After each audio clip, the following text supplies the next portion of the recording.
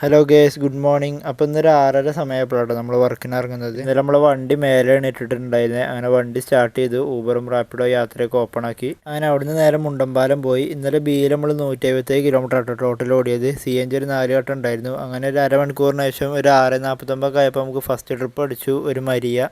അടുത്തുനിന്ന് തന്നെ ആയിരുന്നു പിക്കപ്പ് ഉണ്ടായിരുന്നത്. 450 മീറ്റർ ഉണ്ടായിരുന്നുള്ളൂ. അങ്ങനെ അത് ഡ്രോപ്പ് ചെയ്തതിനു ശേഷം അടുത്തൊരു ട്രിപ്പും പാടെ ഊബറിൽ അടിച്ചിട്ടുണ്ടായിരുന്നു, ഒരു അഞ്ചലി. അങ്ങനെ അതും ഡ്രോപ്പ് ചെയ്തതിനു ശേഷം ഒരു 11:15 സമയമായപ്പോൾ നമ്മൾ കുന്നുംപുറത്ത് നിന്ന് CNG അടിക്കാൻ പോയി. 726 രൂപ കേട്ടോ ടോട്ടലായത്. അങ്ങനെ ഫുൾ ടാങ്ക് CNG അടിച്ചു. കഴിഞ്ഞ CNGയിൽ 198 കിലോമീറ്റർ ഓടിയിട്ടുണ്ടായിരുന്നു. അത് അങ്ങനെ സീറോ ആക്കിയിട്ട് നേരെ പുറത്തിറങ്ങി. അവിടെ അങ്ങനെ നമ്മൾ വീഡിയോ കാണുന്ന ഒരാളുണ്ടായിരുന്നു. ആളൊരു യൂട്യൂബ് ചാനലൊക്കെ ഉണ്ടാക്കിയിട്ടുണ്ടെന്ന് പറഞ്ഞു, വ്യൂസൊക്കെ കുറവാണെന്ന് പറഞ്ഞു. അപ്പോൾ ഞാൻ പറഞ്ഞു നമ്മളിങ്ങനെ പറഞ്ഞ് ചെയ്യിപ്പിക്കാനൊന്നും ആയിട്ടില്ല, എന്നാലും ഞാൻ എൻ്റെ വീഡിയോയിലൊന്ന് പറയാമെന്ന് പറഞ്ഞിട്ടുണ്ടായിരുന്നു.